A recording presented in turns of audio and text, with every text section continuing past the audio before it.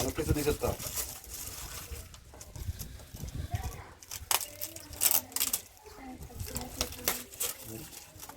ঠিক আছে, এটা দিচ্ছে দিতেই তো।